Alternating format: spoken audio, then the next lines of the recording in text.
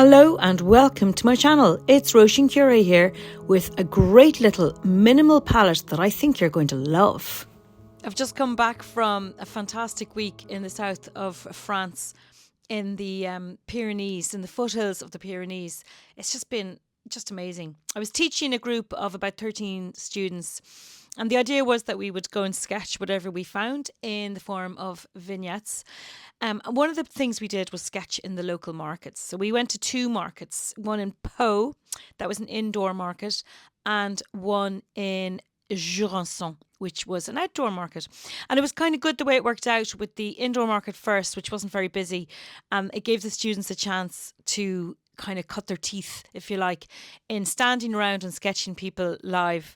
And I think a lot of them were pleasantly surprised by how friendly and welcoming the vendors were. You know, they loved to be sketched and they were just so gracious. Now, one of the things I did with the students was to recommend to them that they would keep their palette to the bare minimum and just use 5 colours. And the 5 colours I suggested they use were burnt sienna, quinacridone magenta, phthalo green. I think I just said a clean bright yellow, doesn't really matter what, and ultramarine. And that is what I've used today, except I've used permanent carmine instead of quinacridone magenta, just because I don't have a tube of it, and of quinacridone magenta. And I wanted to squeeze the colours into little wells and make my own kit, and you'll see how I did that. So I hope you enjoy the little video that I'm going to show you, and at the end I will hopefully inspire you with some sketches I made using just those 5 colours in the market in the south of France. So stay around till the end. By the second day, some of the students did regret not having stuck to the five colours that I suggested, because they got a bit bogged down. Now, don't forget to like the video. You'd be doing me a favour if you did.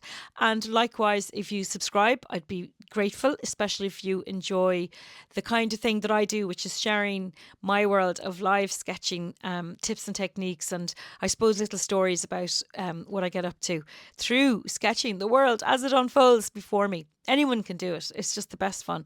Very addictive. You have been warned. All right, on with the video, and I hope you like it. I bought a few of these little tins that come with plastic trays inside them, and I wondered if you could take them out so I could better squeeze the paint in without making a mess. But as you can see, I could not remove it from the tin, which is a good thing because it means it's not likely to fall out when I open the box. Here are my tubes of paint. I have ultramarine. This is by Roman Schmal. And I have Aquarius Yellow by Roman Schmal as well. This is phthalo green. Whoops, get the teeth on it. This is phthalo green by Schminke. Very nice, clean green. Here we have permanent carmine. I don't know, can you see the label on that one? You'd think I'd have had a look at the label and know what it was. And this one is Sennelier, and it is burnt sienna and needs a bit of coaxing as well. So it's L'Aquarelle by Sennelier. So those are my 5 paints, and I'll squeeze them into the little wells, trying to keep it as neat as possible. I did consider putting them kind of colour coded so they wouldn't be vastly different next to each other, but as you can see, that soon went out of the window. I'm sure it'll be fine. I actually can't wait to use them. Okay, what about a mixing palette on the inside of the lid? This is some metal paint that I often use to paint the bare metal, the bare aluminium on the inside of the lid. And that way you've got a really nice mixing palette. Now, it's not very big, but I figure it's going to be a nice texture. I mean, I know it's going to be a nice texture to paint on and to mix colours, because I've done this many, many times. Put it on nice and thick and then just give it lots of drying time. Maybe that's the wrong way to do it, but that's how I do it. So there you go. So that's some metal paint. And you can also spray on the paint, but that gets messy very fast. So here are some bottles of beer that I painted in Malta. And we have a small tin of Harissa paste that I bought in Malta as well. And I bought it in the corner shop in the village where we were staying, just because it was so pretty. Now, for now, I'm going to put some paint into this lovely looking palette. It's a big Chinese palette. The same colours I've just squeezed into that metal tin, because I now have a soaking wet tin with some very stinky paint, and it has been put aside to dry off a bit more quickly. Okay, so let's start drawing this little tin. All its cute little shapes. I had to hold it at a kind of a tilt, and I suppose I could blame the wonky drawing on that, but not really. In case you're interested, I am using a Sailor 55-degree nib, foodie nib. And the ink I'm using is called Frida. Whoops, going a little bit off piece there. I didn't really get my widths right. The ink is called Frida, and it's a dark blue-grey ink in the sketch ink range.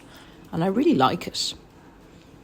So here I am drawing the Arabic writing in the wrong direction. A little bit on the top as well, changing ink to green, which is called Emma. Also in the sketch ink range by Roaring Klingner. I suppose you could say that the Fude pen, especially the one with the 55-degree nib, is very versatile. Can you see the way I'm turning the nib around to get thicker and thinner lines? So it's really great. Okay, let's get on with the painting. I'm starting with ultramarine and a bit of burnt sienna. Now, look, I know some of you say, please don't speed up the videos, but really, there's not a huge amount happens in this sketch. I mean, on the one hand, I could have chosen a more colourful, we'll say, colour variation subject to better demonstrate how I use the 5 colours. But on the other hand, I wanted to paint this yoke because I had a space in my book and it was all about Malta. I bought this in Malta. And there you go. Now you can see that white strip down the middle. That's where I painted on top of it by accident. And then I had to mop it all off.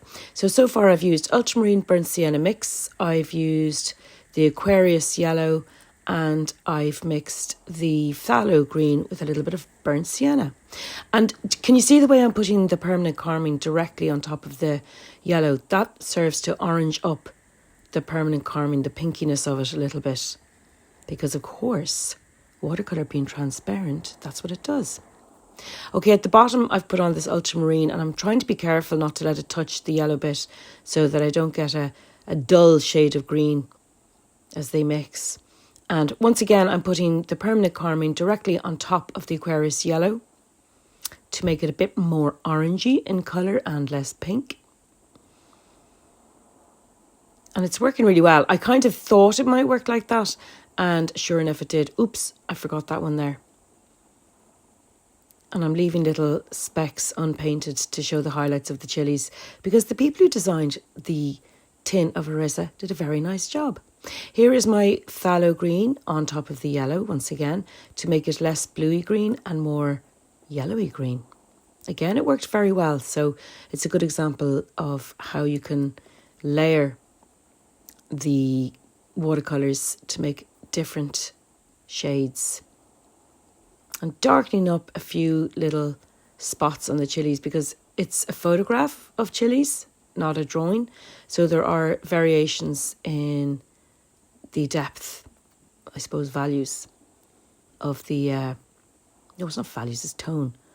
And here I'm just adding a little red line around the label because I thought it looked better. I think the whole thing's looking kind of nice. It's a little bit, you know, like a drunken tin of Harissa. There's a bit of a bulge heading towards the bottom. I'm adding a few little dark bits around the goldy coloured lid. I haven't got much more to go on that one. Oh, there's a little bit of phthalo green mixed with burnt sienna. You can see that makes a kind of a nice, very, very deep olivey colour. I mean, a subject like this doesn't have massive amounts of subtlety, but on the other hand, it is a good way to show your, I suppose, to get practiced with the 5 initial colours.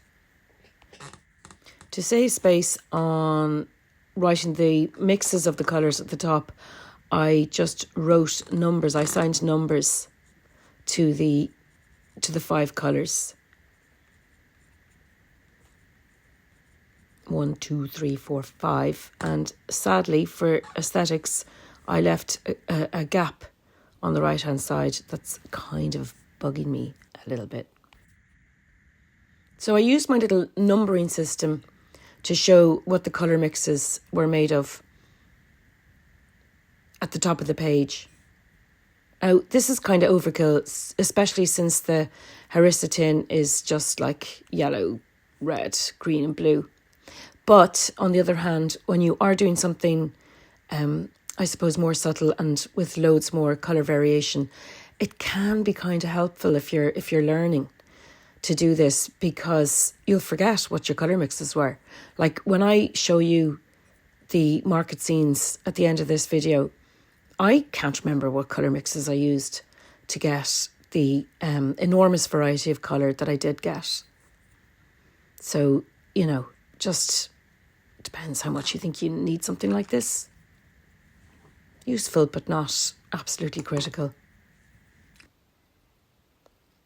Then I went over the letters with my bright colour because, I don't know, just thought it might come out greener. It didn't.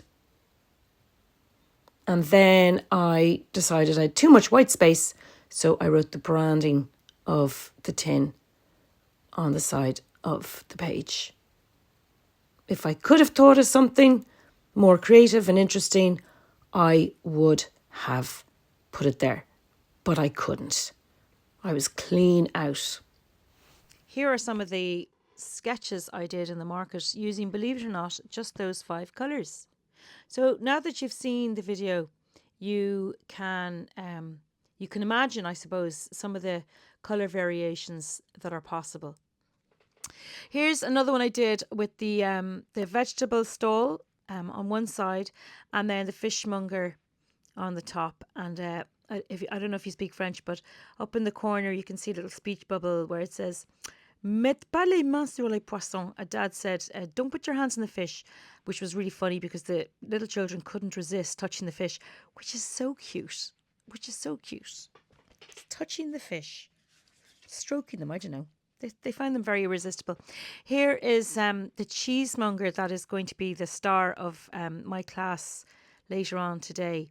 And those tomatoes, gosh, they nearly broke my heart trying to draw them, because the good ladies of France were prodding them and turning them and messing about with them, to make sure they got the tomatoes that they wanted for their dinner. Actually, when my daughter saw this, she said, "Wow," she said, those tomatoes, she said, "you could eat them like fruit." And of course you could. Look at them, beautiful beef tomatoes from someone's garden. So that cheesemonger there, he had some sheep cheese on offer on his stall. And as you can see, I got a good variety of colours. Now, I did make a black, I have to be honest, I did make a black for the labels out of lava, which is a new colour from Roman Schmal, and Payne's Grey mixed together. It makes a fantastic black. But but I think you could probably make a decent black with the five colours as well. I should really do that actually as an experiment, just to see the results, because I have the colours still in front of me on my palette. So I think it's worth it, while they're there, see what I can do in terms of getting a nice deep black. So I hope this has proved useful to you. Obviously I won't leave you without a nice Reuben shot. I'll just tell you what happened today because I thought it was very funny. Reuben likes to open birthday presents, like unwrap them with his teeth. Whenever any of us are having birthday presents, Reuben also gets a birthday present. And a lot of people object to this. They say he's spoiled, he's stealing their day, all of which is completely true. And today, my youngest gave her brother his belated birthday present, and as he opened it, I could kind of sense Reuben was getting a bit, excited, and my son Paddy, he put the wrapping paper on the floor, And I noticed Ruben was kind of walking up and down a bit. And then he barked. He went up to my youngest who'd given the birthday present, Livy. He barked, ow, real cross bark. And then I knew what was coming. And she said, what's wrong with you? And I looked under the table, and Ruben trotted over to the wrapping paper, and he looked at it, and he sat in it and stared at everybody. And he did it again. And it was so clear that he was going, where's my present? So I took a little scrap of wrapping paper and I wrapped up a little, doggy treat, a salmon stick or something. And the kids were saying, oh, Mum, he's never going to learn. He's never going to learn if you do this. I was thinking, no, I don't want him to learn. This is the funniest thing. So anyway, he didn't fall for it. He doesn't like those treats very much, and he didn't fall for it. So that was the end of that. But he dropped it at least. He didn't go on and, start crying or anything the way my kids definitely would have if it had been them. All right, folks. So look, thanks for watching, and I look forward to catching up with you very soon again. Happy sketching. Bye now. Ruben, did you like your present? No, you didn't, did you? So I'll just leave it at that for now, and thank you so much for watching. By the way, if you would like to come and spend a week in the most magnificent part of France imaginable, then just keep your eyes on this space, watch this space, as the fella says, because I might have something going to happen in 2026 in the summer, and I'm definitely something happening in 2027 in the summer. But just in case you would like to visit the south of France near the Pyrenees. But look, I'll tell you more about that the next time. And I'm sorry that I look so tired in this video. That's because the food was so good and I ate too much and then I couldn't sleep, and that's on me. I'm a grown woman. I need to be more restrained. All right, I'll talk to you next time. Bye now.